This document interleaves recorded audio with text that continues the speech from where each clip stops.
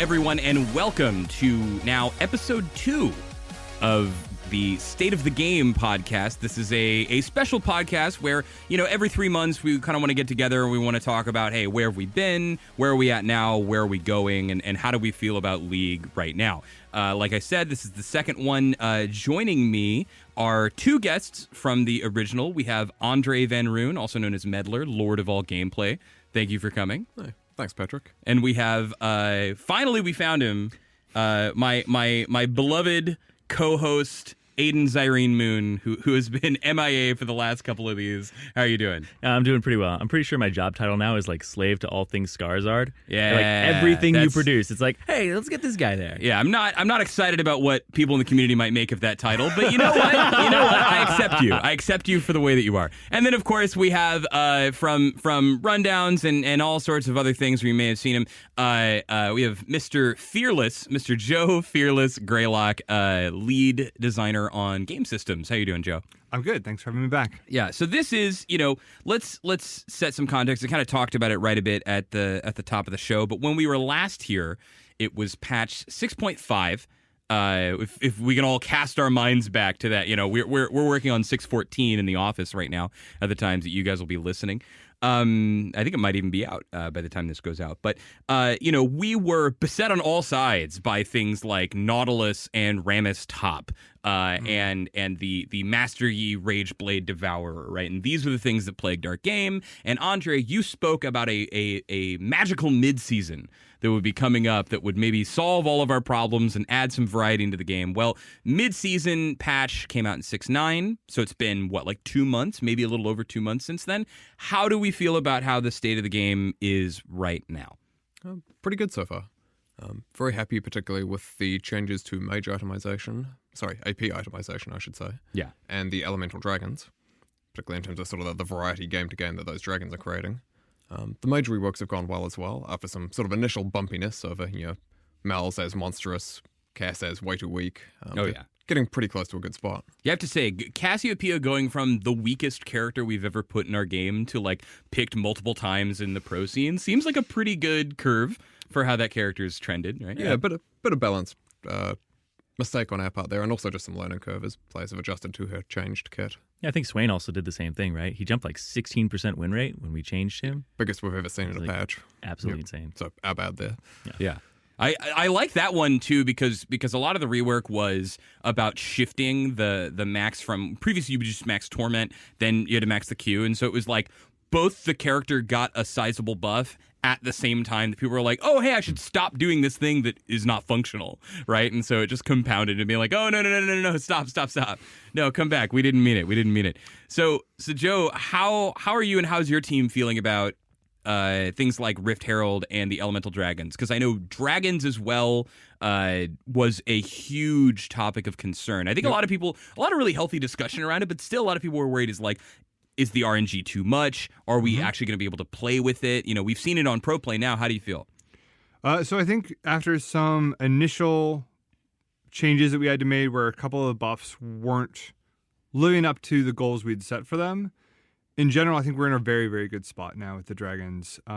It's a spot where I think it's stable, and from here on out, it's really about making sure they're having the impact that we want to have and not also crushing out other objectives. The one thing we're seeing right now is that Baron's falling off a little bit, and there may be some rebalancing work between how often we want the game to be very focused around Dragon and very focused around Baron and other objectives. But that's some very light long-term maintenance. I think Dragons have turned out to be extremely exciting. I think people have really figured out the ways that you play around the different buffs. Everyone's got their stack ranking, and we've done a little bit of work to shift those up a couple of times, and I feel like we're pretty in a bit better spot for those now. And then in general, I think we felt pretty good about the AP items. I think we've felt pretty good about Rift Herald. I think it's got more of an identity now. It's not just a baby Baron. It has a different thing that certain champions value and some don't. And we're seeing people feel a lot better about taking that buff. So that alone is a pretty nice feeling for that. Yeah, I'll just come out and say I love Rift Herald. Rift Herald is probably my favorite of the changes. Andrei, you had something. Yeah. Oh, jumping back to the dragons for a moment, I think the one exception there is the Cloud Drake at the moment. Yeah. And we've still got a bit of a disconnect there between how satisfying and impactful that feels and how strong we both think it is and how appreciated we'd like it to be. So we're playing around with that quite a bit at the moment. We're starting off by just sort of increasing the amount of out-of-combat movement speed it offers to try and understand, is this ever sort of a mechanic that players will feel good about and that teams will play around? Or are we better off trying to find a way to offer the strategic mobility it gives that we really like for the game in some different way? Yeah, it's interesting because, Joe, you mentioned, how a lot of people like to play around the different buffs. And I know, Aidan, you have a very specific way that you like to play around Cloud Drake, which is don't take it at all. Yeah, if I'm ahead, I don't take it because I don't want to have to contest the next Drake and possibly have a team fight. Like, I don't want Elder to spawn in my games because Elder has that mechanic where it's harder to take the further ahead you are. Yeah. So I don't want to just deal with that. Like, I'll close the game out without that buff. I don't want to have a potential steal away. As a jungler, I'm like, 50-50 scare the shit out of me. Let's not do those. Which I have to say is, like, kind of neat for me. like when people are like, oh, I don't like Cloud Drake, it's not that good, and you have casters who are like, you see, when they got in that fight, that was the Cloud Drake, right? Like, after all of this arguing about is it good, is it not good, I like that a strategy has come out of it where it's like, use it to kind of deny them further dragons, which is... Seems like there's something in there that's actually kind of sweet. I think in general, I'm happy that people are like, okay, we got Infernal. This next one is Ocean. Let's take it as fast as possible so we can maybe get another Infernal, right? Like, let's roll the dice one more time. And they get another Cloud. Yeah. they get the Cloud, and then you're sad. Like, my question, because I think we all agree that dragons are in a pretty neat spot. You brought up Baron. Baron for a long time has been about what? Just pushing, right? It gives you the minion aura and everything like that. How do we feel like that fits with something like Mountain, right? Or Ocean that kind of feel like they're providing these sustained pushes in a really dynamic way throughout the game? Yeah, I mean, I think there is definitely still a lot of benefit from having a buff that is a large swing in temporary power. I know we've played around with Dragon as this form of long-term power. Rift Herald is a 20-minute buff. Like, we're doing a lot of these extended scope buffs. I think because we still believe Baron as a big boost in power for a very concentrated window does a lot of good for how the game paces out and how a losing team might be able to steal away an objective and still have a really good push, or how a winning team can close out a game a whole lot faster when they've kind of already won. It's also our tool for dealing with some of the sort of stall comps we've seen in past seasons. Yeah. That just insta-clear minion waves trying to get near their towers. No matter how many mountain drakes you have, unless you're able to face tank that stuff, you need a minion wave or at least a small one in there to actually get some stuff done. Baron removes a lot of those stalemates. Yeah, I agree. Whichever designer was responsible for making Ziggs probably has a lot of thoughts about stalling out the game. If only we could find him. I think guilt is the word you're looking for. Yeah, there it is. Actually wanted to ask, you said that Baron's like fallen down in priority. Why do you think that is?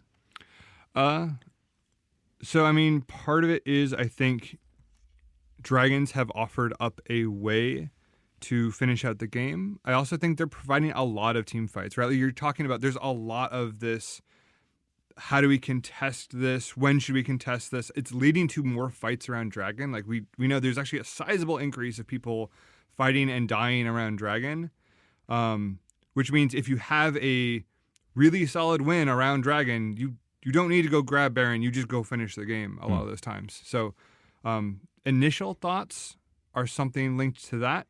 Also, we should call out Dragon is a big enough change that we don't have all the answers yet of what it's doing and how it works. There are some chunks of data that we're just getting our first passes back after 2 months, because looking at the first patch tells us nothing besides people don't know what's going on yet. So a lot of the system stuff takes a very long time for us to truly understand, and we're just starting to get to the point where like we have hypotheses for what we think everything is settling out to. I think that's actually a really good call out, just because we people who listen to this podcast and listen to our dev blogs and all sorts of stuff like that would probably know that we've mentioned like, oh yeah, they're all actually pretty close in win rate, right? But we don't even really know what that means yet, right? Is it just that killing dragons is giving you a really good win rate in general? Are you killing them of because buff? you're already ahead? Right, yeah. There's a lot of things to go with that. Yeah, we make an effort to sort of filter out some of those confounding factors in there. So when we're talking about the amount of benefit a Drake gives you, looking at the amount of benefit it gives you in a close game, when you don't have a massive lead already, you're not up on gold, you don't have a lot of other Drakes in there confounding the equation. The other thing, bouncing back to sort of the Baron question as well, I think some of it's just the sheer risk of doing Baron. You know, if you're dramatically, or even just noticeably ahead, you can take Drake. Well, worst thing that happens is the enemy gets one Drake buff. Probably you get more of a lead. If you're doing Baron, there's that chance you're throwing the game. So it's possible the risk there versus the benefit you get might be a little bit off. We'll need to see. Yeah, I gotcha. So I actually have a question going for Cloud Drake here, Andrei, because just playing devil's advocate here to like pretty much everybody who's experienced our game since Cloud Drake came out, what if we should actually have a Drake that isn't as high priority as the others? Like, why is it bad to have something that is deprioritized? Because if I get behind and a Cloud Drake spawns, I'm like, oh, thank God. It's not going to snowball them anymore. And it gives me a time window where I'm not on the clock for those 6 minutes. Like, shit, how do we set up this objective? How do we stop them from getting this? It gives us some time to breathe. Whereas if every Drake is good, if I'm behind, I always feel that pressure. Oh, I actually think that's great. You know, having a Drake that for many teams and in many games is just a cool. We don't actually need that one as much as the others. Or even, we could take that, but we'd rather have a tower. I think at the moment we have a bit too big a difference between sort of how fun and satisfying that Drake is, though, compared to the other ones. You know, it could be absolutely cool if Cloud Drake is generally the weakest of the fourth and noticeably so, but it still needs to feel decent to take it sometimes. And so we've got to sort of raise that bar a bit. Okay. So we spent a lot of time talking about the Drakes and kind of the objectives. One thing I want to go on before we move on to the future and maybe how we feel about where League's going is I want to drill down a little deeper into the mage reworks, right? Because top of the show, you were saying, hey, we actually feel pretty good about the state these are in. I want to know, can you tell me a little more about how we're measuring that, right? Because I will say plainly, I am seeing more of these characters, right? You know, especially if you just watch the pro scene, right? Swain, Vladimir, Cassiopeia, they're pretty big and they're in there, right? If you expand that to the rest of the game, Malzahar has been a constant force. Victor, right? Yeah, I almost forget how that we actually changed Victor because he just kills all my minions instantly. But upon which axes would you say that you feel like mages have been a success, and how are we really evaluating those? The biggest two things we look at there are distinctiveness and healthiness, at least for this particular set of updates. For some characters, Vladimir being the easiest example, okay, you've got a really distinct character already there before the update, but one sort of lacking in counterplay, and sort of ways for a lot of enemies to interact with them, particularly earlier in the game. So we feel we've managed to keep most of that distinctiveness, but made him just a healthier experience for the game, so that we could be happier when we see him in regular play or pro play. Yeah.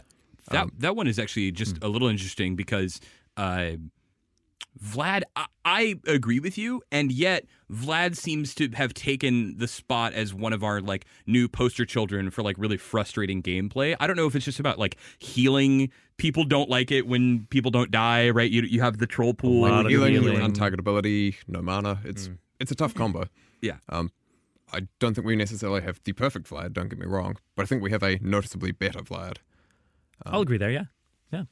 Yeah, I know when I play Vlad, I am always dealing a lot of damage to myself with my E, and I don't think my opponents know how often they kill me because of that, right? And so I always wonder if there isn't a little bit of frustration where they're just like, I'm so glad he's dead. And I'm like, that was a totally fair duel we just had. And they're like not paying attention at all because they're just focused on it.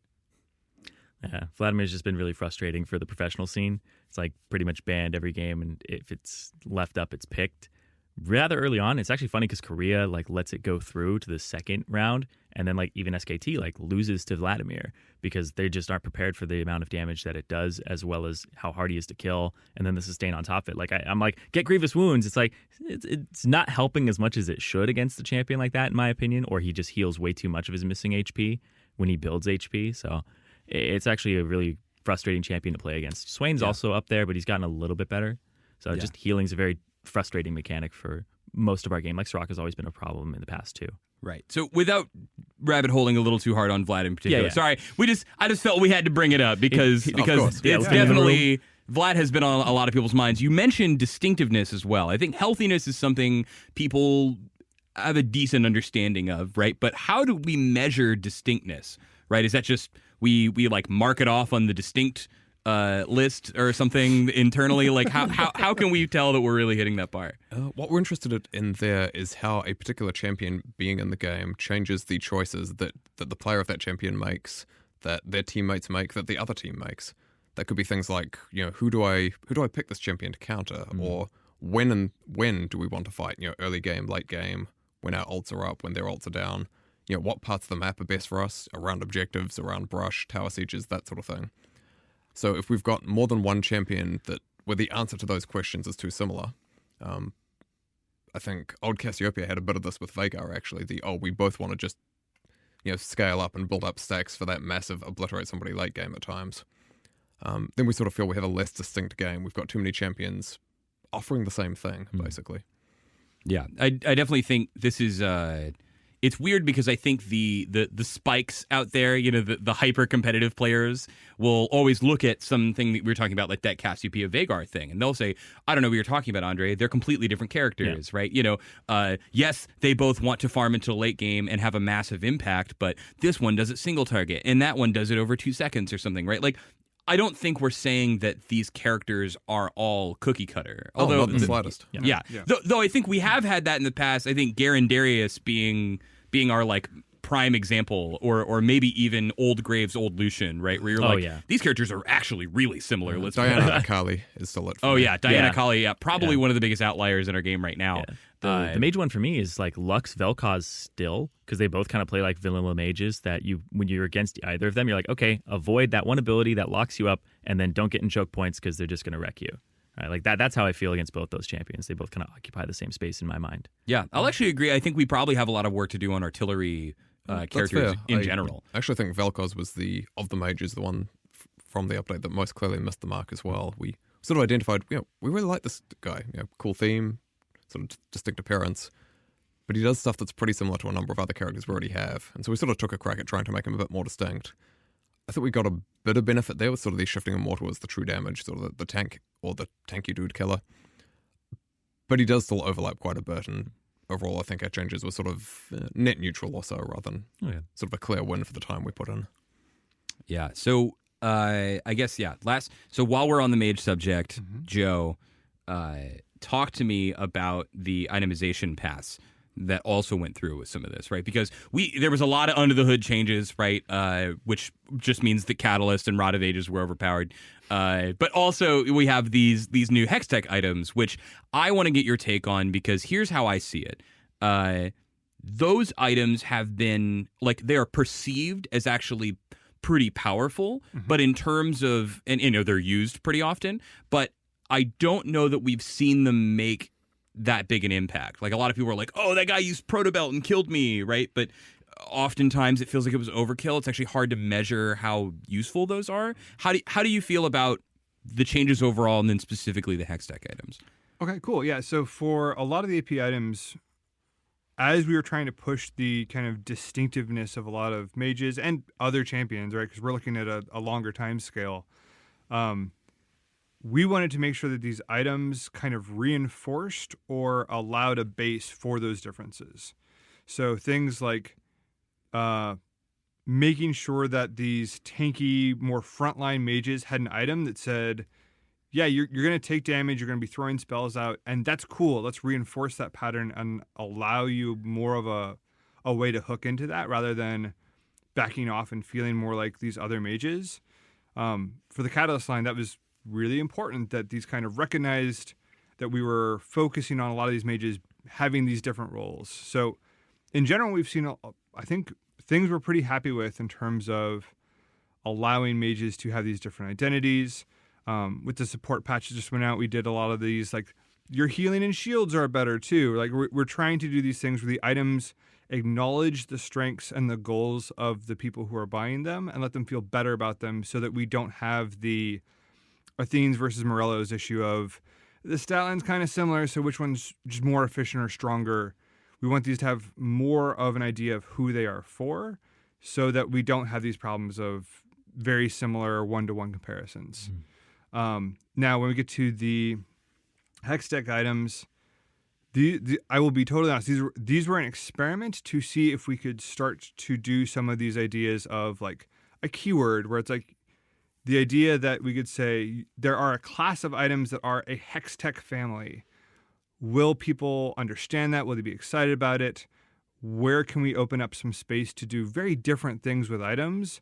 Can we make them more powerful knowing they're exclusive? Could we someday have an item that said, all of your hex tech items do X, shoot an extra shot, do a thing, right? Like, can we start to build out these families of items? I mean, it needn't be an item either. We could do masteries that Right. buff your hex tech items or their usage, that sort of thing. Yeah, Or- this is actually interesting to me too because I remember when Quo was first pitching me these.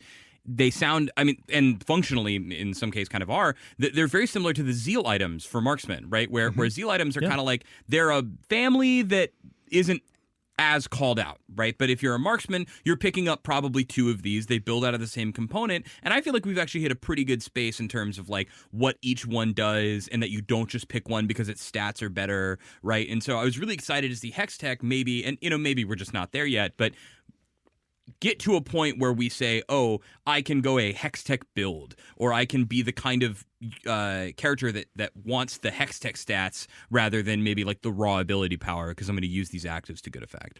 Yeah, for a long time, starting kind of with a lot of the marksman items and going forward, we've been kind of experimenting with how do we make some of the choices in items more clear. The Zeal items have a very clear thing of like, you want a Zeal because it's going to work back into your crit item. Which one do you want per game or per your champion? I think has come across as a pretty clear choice for a lot of players, and that's really awesome. That was the whole idea there. Seeing if we can do it through a different way for mages, I think people are still trying to figure out what these items are for. I think GLP is a solid baseline for a lot of characters, but I don't know if that one's as sharp as it could be in terms of who it's for or when it's for or that sort of thing. Proto Belt, I think, does a little better there, where I think most people... this one's actually more player-centric. I think if you are a player that thinks they're going to have a lot of fun or get a lot out of Proto Belt. And that was actually kind of the hope there, that this would appeal to certain players rather than certain kits. Yeah. Outside of the obvious, and Annie will probably think this is pretty neat. Yeah, there's like Pobelter and Box like build Proto Belt every game on the appropriate characters. Yeah. And yet there are other people who are like, I won't touch it. I don't think it's very good. Well, a lot of people don't use activatable items according Right, to, yeah, exactly. according to Yeah, our yeah. statistics. Yeah. So moving on, yet again, I want to get just a little bit of the feeling of those were the problems that we wanted to solve with midseason, and it sounds like we either hit or we know exactly where we want to hit. I think you alluded, Andrei, to some Cloud Drake work that we're trying to do right about now. I want to know, what are the problems that we think our game is facing today? You just referenced a support patch that went out, I think, yesterday for a lot of people, and I think we're still going to be waiting on some of the data from that. But just some gut feels level, where are some things that you guys think that we need to push on, or things that we need to really be doing better on starting now? I think the first one will be, well, maybe not the first we do, but we need to do some more work on supports, particularly sort of the gold income and the XP income. Some of that stuff probably also affecting junglers as well. We're going to do some sort of assessment of the changes that just went out and then sort of figure out where we are on that. But I'd expect further work in that space to be something we prioritize at some point soon. The other one, and we've talked about this publicly, but already, is assassins, actually. They've been sort of a long-running challenge point, both from a balance perspective and a frustration one. So they'll be the next class we tackle with a big update, probably end of the year, somewhere in November, December-ish. And that'll be both assassins and some other sort of systems that support them, either the items they buy or other sort of objectives they interact with in the game, that sort of thing.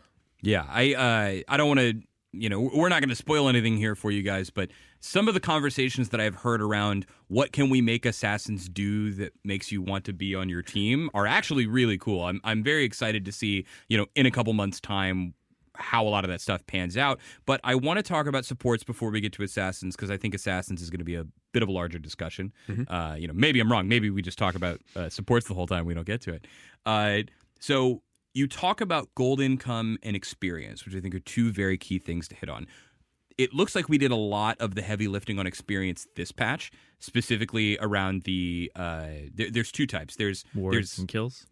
Well, I guess there's actually awards, but I was saying the like catch up, the XP mechanics. It was funny because right before we announced this, there was an EU LCS game that maybe you guys have heard of. It went 80 minutes, and the support karma was level 17. Right, and it was one of those cases where our community is like, Riot, what the hell? How have you not addressed this? And that's not us. That's that player. Yeah, and I'm like, oh well, I see right here that we've addressed it, or we hope to, and hopefully it'll be out soon. But gold is something that I want to know about because we for so long have thought about this class as a low income, and junglers as well, as just like low income classes. Do we think that's sustainable for the long term of League? Not in its current form. The incentives, the things that we're talking about now is I don't think the incentives are promoting the sorts of actions that we want them to. This goes back to like the change we did in preseason of like the losing teams' minions kind of fall into their mouths, right? Like we've been doing a lot of these things of like, is the incentive on the right people to do the right things? One of the things we're looking at right now is the balance between like kill gold and minion gold. And where do we want that value to actually be? Because right now a kill is mostly worth the gold of denial because minions are worth so much. I don't think in the long term we want to have kills be a second class citizen when it comes to what you should think about when you are looking for action on the map.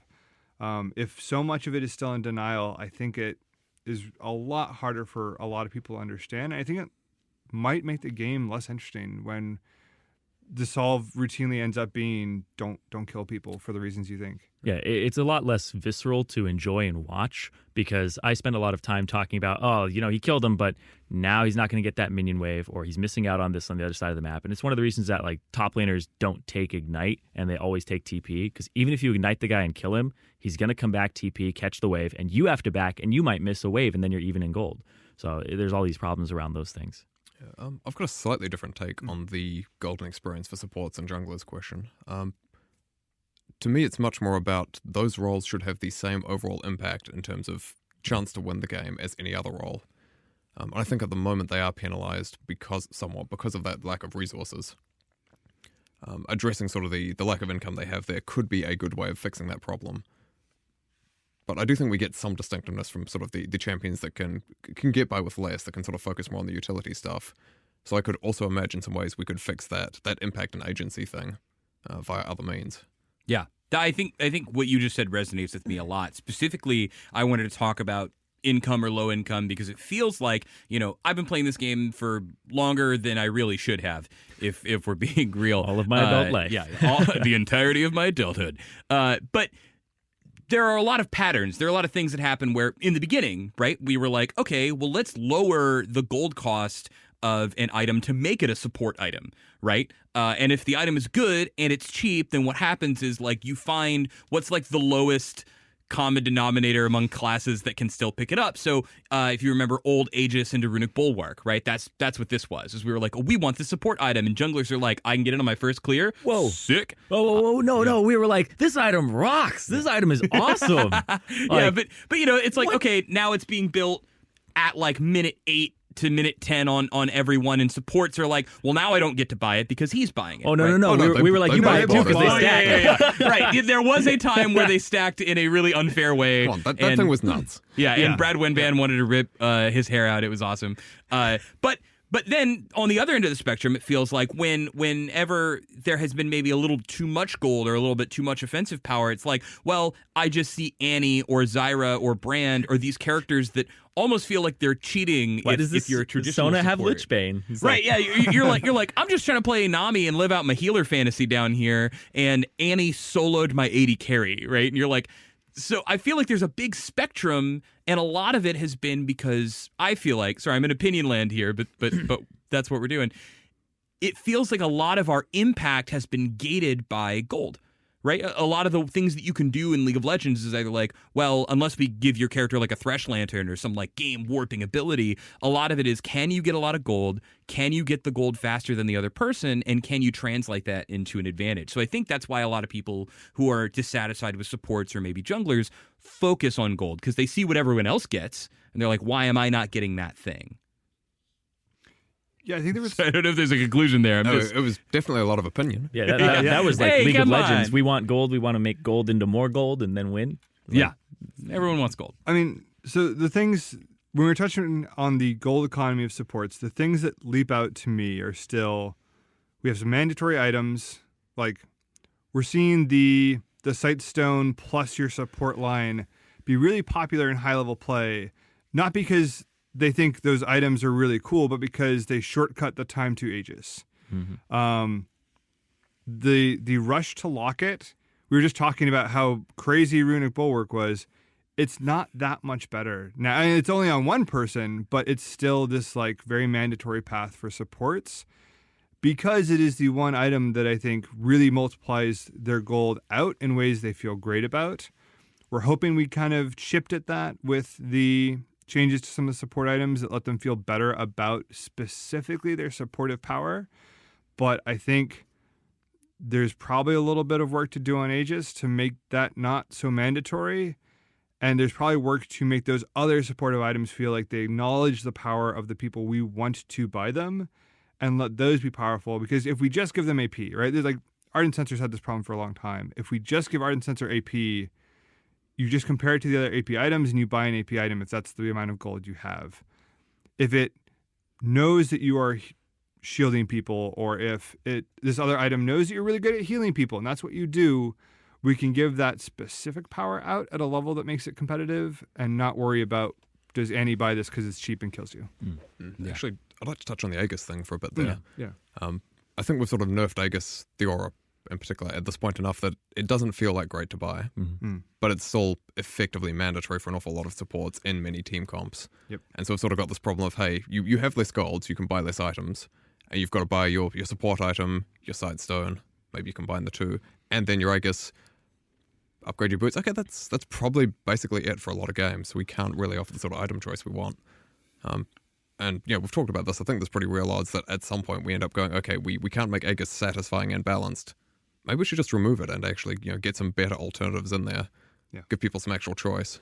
Somewhere in the world, Meteos just felt amazing. He is like, what is this? What's happening? No, I'm happy that you bring that up, because keep or remove Aegis has, I think, been another ongoing conversation, because there are people who think, right, I don't understand how this item can be in the game and be balanced at what it does. It creates this suffocating effect where if they get it first or if they get it second, I now, as a somewhat magic damage dealer like Elise or Zach, right, who maybe doesn't afford to build a lot of pen, the burden is on me to go even more defensive or double down on being really tanky or stun body.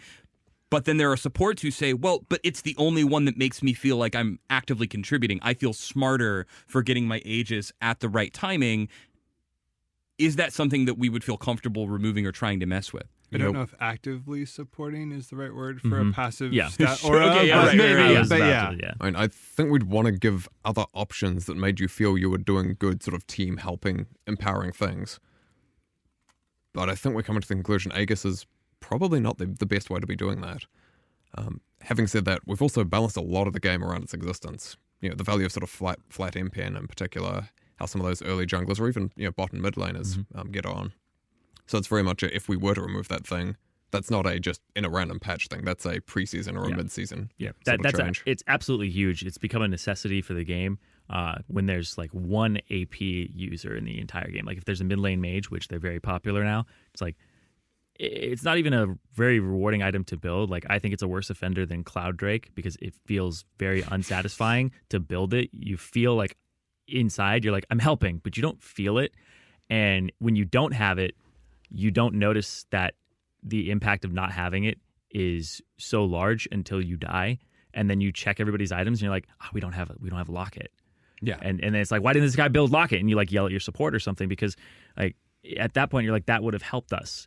And it's always like a retrospective thing. And when you have it, it's like you forget that you have it. You forget that the Yara is there. It's not having that impact that you feel. And that's the big problem with me when I had to build it as a jungler was I'm like, let's just build this item so I can get to the stuff I really want to buy and I really want to build so I can feel like I'm being effective, right? Like it's like, let's just go Titanic Hydra on Rek'Sai. Let's just do this. It's like, I don't want to build the locket because it's not satisfying. Even like the active is not very satisfying to use. And then your team dies to a bunch of magic damage in the mid game while you have your Tiamat in your inventory. Yeah, and I'm telling my AD carry, I'm like, Hex Drinker's an item, bro. Like, You guys could all buy a magic item, or I could do one for all of you. So it sounds like the bottom line on supports, though, is we talked more about gold than XP for sure, but there is still a lot of work to be done on making this class feel satisfying. Mm-hmm. That kind of transitions nicely into and yet it sounds like the thing that we're doing for preseason is Assassins. So, Andrei, talk to me just really quickly before we go into Assassins as a whole about what went into that decision, because I think a lot of players were expecting supports to be like the next big like class update, or they were at least thought it was in the hat for selection. So we do class updates in particular, as mentioned previously, with mages to tackle distinctiveness and game health. Our assassins, too many of them do exactly the same thing, reliably get on you and burst you down in 0.2 seconds, and nothing else, leaving you with sort of no ways to respond to that. So they're sort of one of the perfect choices for a class update like that. Supports, by contrast, we feel are pretty distinct and pretty healthy. There's some other issues there, but they're things we can tackle in things like this recent support patch, and sort of alongside other class updates rather than sort of focusing on the individual champions. The champions are pretty good. It's the systems around them that we think are the bigger issue there. Okay, so TLDR is you feel like they're distinct and that they're probably pretty healthy, but just maybe underpowered or undervalued. It's the stuff that supports the supports. Right. Okay. That's the issue. Not the champions themselves generally. All right. So that's important to call out then, and probably something we should continue to go further on is your class getting an update does not mean your class is good or bad. Right. It is your class probably needs a lot of work to feel different from other people in your class. Exactly. Right. We also don't want the class updates to feel like your class gets massively buffed. Well, we've got that wrong sometimes in the past. The Juggernauts were really strong. Yeah. The Marksmen for at least a couple of months there were in every single lane. I think the Marksmen are now in a reasonable spot. The Mages were closer to a more distinct without all of them going nuts in terms of power. Yeah. With Assassins, we managed to do that better again and don't end up with a 3 Assassins every team, every game sort of meta or anything similar. That is my dream. Oh my God. 6 assassins, 6 to 8 assassins You per are game. a terrible person. We were talking about frustration before. That's awful. Yeah. But yeah, the point you had about the marksman being in every lane is like we kind of chipped away at them, but then we also buffed the things that allowed people to kind of play against them, or like buff the champions that want to play against them. Like we're not going to see a Graves top or a Lucian top now because Aurelia is a big thing because the Trinity Force changed, right? And like Jax is a big thing now. So a lot of the things that counter it still keep it out of other lanes, but allow you to still play it in the role that it was intended in the bottom lane. I mean, we'd also like to see some marksmen in other positions. Yeah, we see sometimes mid, right, like Varus or Ezreal, but we the occasional jungle marksman, or maybe occasionally a top lane as sort of a counter or something.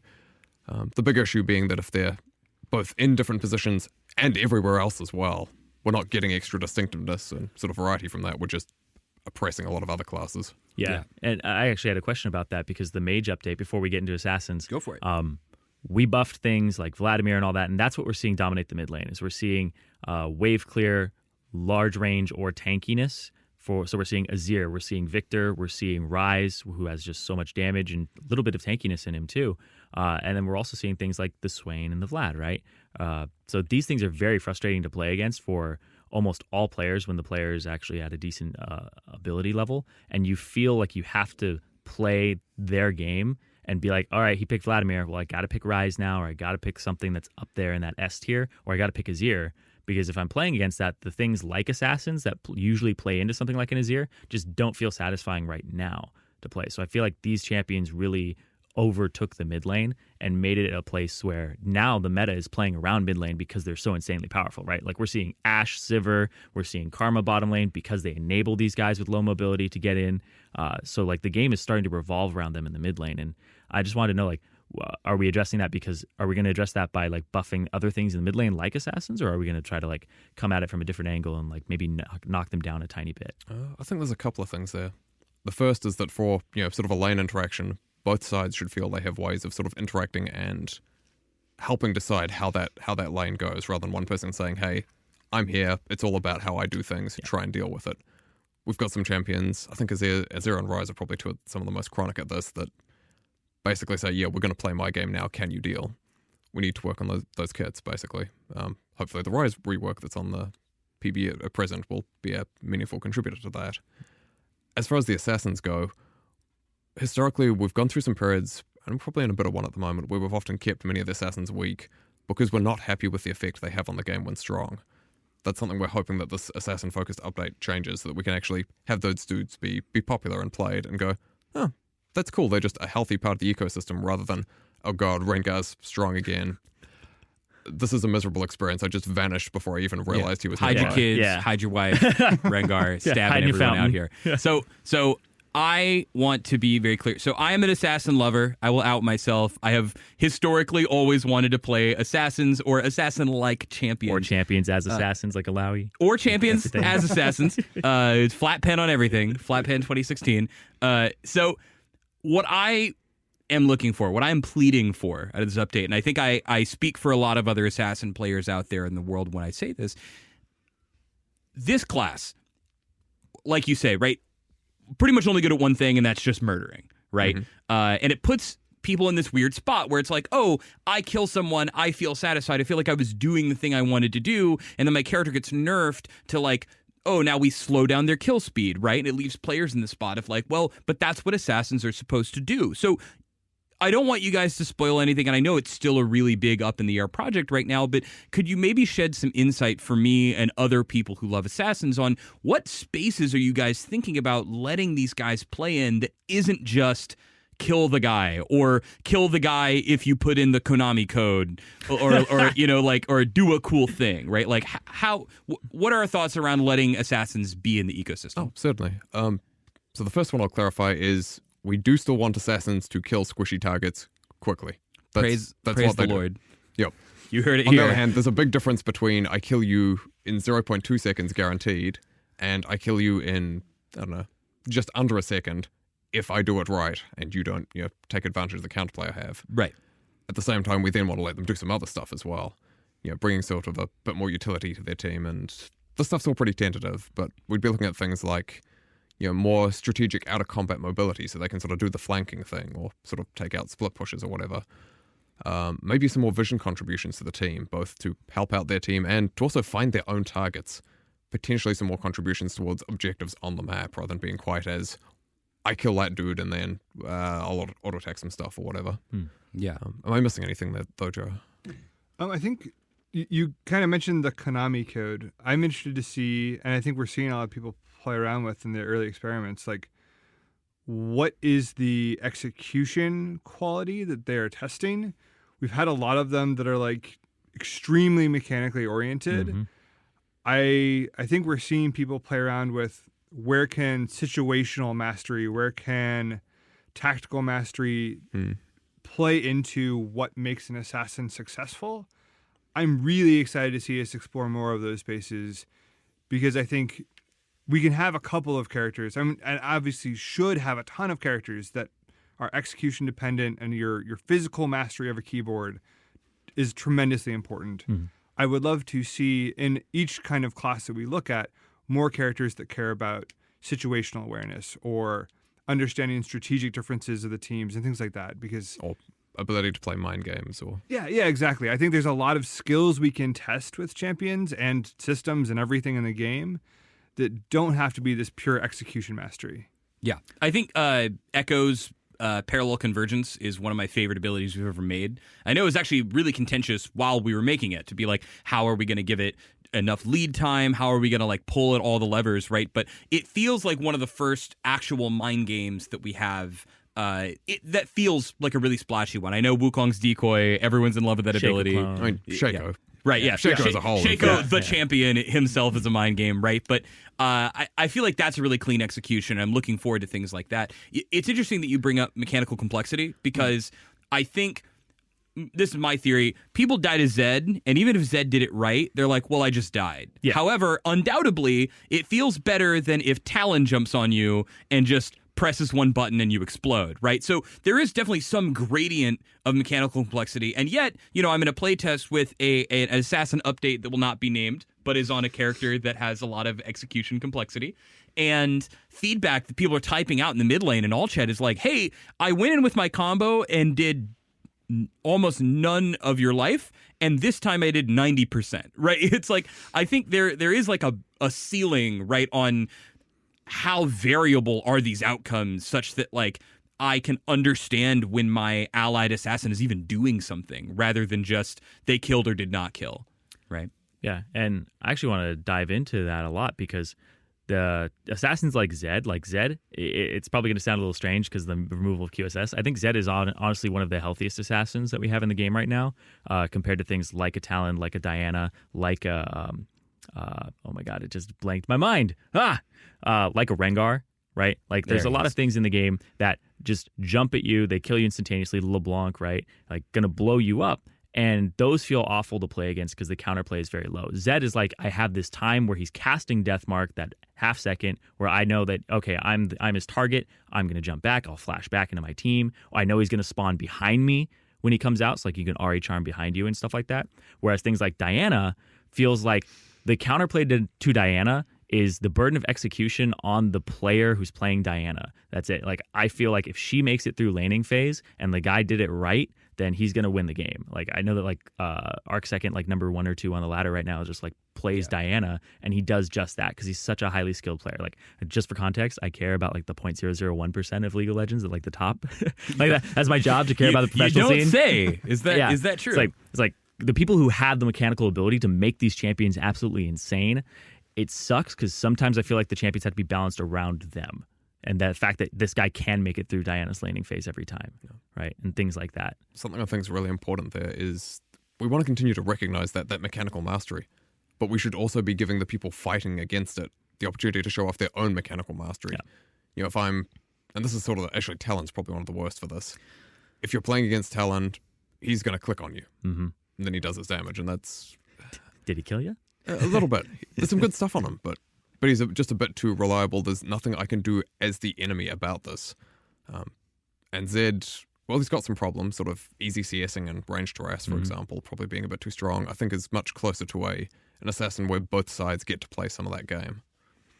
Yeah. And I feel good if I have Zonias, right? So it's like, I feel like I counterplayed him and I didn't, but he's going to feel like he got completely shut down because that's his kit. And it's just like Talon as well, right? Like if I jumped on the guy and used all my abilities and I didn't kill him, then I do nothing. Yeah. I mean, I think we could go back and forth on this specific point for a long time. They're very contentious, right? Yeah. Like I think like internally there was something where it's like assassins should kind of be around 47-48% win rate for like the general public, because we know that the general public might not have the mechanical mastery to actually be insane on these guys. But there's going to be somebody up there who has like a 63% win rate with it because they're so good at the game. Yeah, some of that's mechanical mastery. Some of it's also champions that are not good general options for any team comp. Yeah. That's probably are going to end up lower 50% win rate when balanced, because a lot of people just pick them because they want to rather than because it's a good game for them. Yeah. Like I would say like Taric used to be this. I don't actually know how new Taric fares, but like if Taric, who we would agree is like a general pick, has like a 52% win rate, we'd probably be like, oh, okay, because there are more situations in which you will probably pick that character. You'll see him in more games, right? But if like a Zed or like, I don't know, I'm trying to think of other like specific hard counter. Okay, we'll say Galio, like or Rammus or something had like 54. You're like, okay, that's weird because you should only be picking those characters when they're really good. And so if you're playing them more and more often, they're seeing more general success. That means they see extreme success in their intended case and pretty good performance in all of their other cases. Yeah, there's some trickiness there with characters like Galio and Rammus as well that.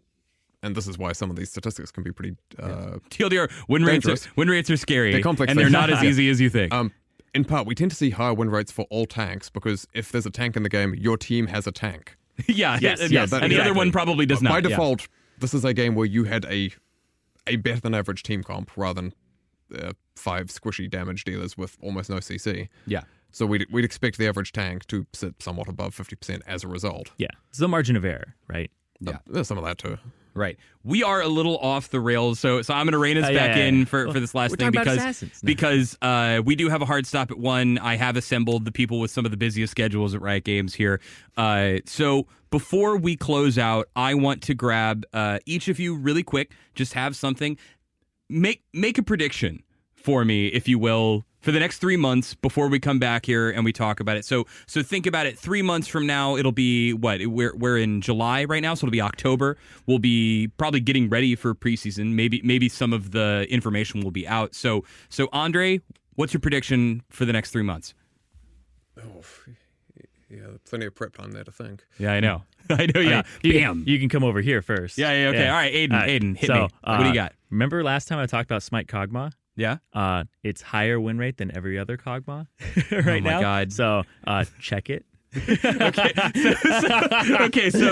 So your prediction has something to do with the success or failure of Smite Kog'Maw. No, like last time I was talking with you about this stuff, it's like I checked champion.gg. It's like 56% win rate in the bot lane. I'm like regular Kog'Maw's like 51, 52. I'm like, yeah, my boys are catching on, man. Right. There's those guys out there. But yes, so my prediction is that mid lane mages are still going to be powerful, but when the assassin update comes around, I think that this is going to be something that makes mid lane mages have to think more about their pick, and you have to think more about your composition. Rather than just picking whatever you think. Yeah, because right now we're talking about generalist, right? Like I think we're going to have a little bit more assassin as a generalist, because like Zed was a generalist pick for a very long time. Ahri was a very generalist pick for a long time, season 3, right? I think we're going to see more of that come back, and we haven't seen that in a while because we went through like the Ziggs era, or we went through like the Gragas mid era and stuff like that. Oh, and then God. we eventually I literally never want to think about Gragas mid ever again.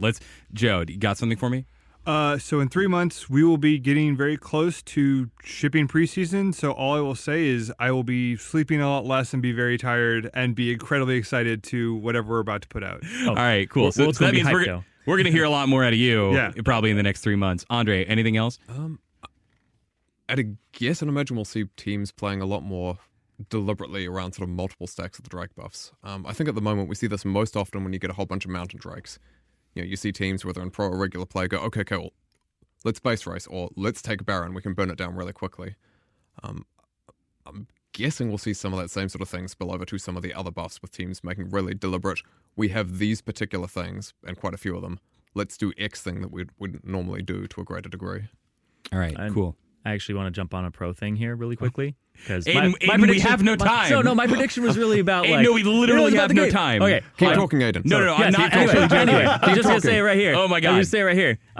I think that the games are going to get faster. I think people are going to learn how to play the game much quicker and not have to rely on these buffs all the time. We're seeing it with like Team Solo Mid right now, where they play really fast. They don't give you an opportunity or a window to counter. I think that a lot of teams in professional play are going to catch on to that. Yeah, they're the worst at taking Elder Dragon because their games don't last long enough for the Elder Dragon to spawn. Okay. We don't have time, Skarsar. Yeah, all right. Anyways, look, so thank you all of you guys for coming. Andrei, Fearless, Zirene, thank you for everyone out there for listening. We will be doing podcasts here every week, but we will continue to do this one again in 3 months. So check us out on iTunes, SoundCloud, Stitcher, upvote, subscribe, like, comment, tell us what we're doing, tell us what we're not doing, tell Aidan to shut up. I don't know, anything that you like or want to put in the comments, and then stuff like that. Okay, cool. Let's all go back and do real work.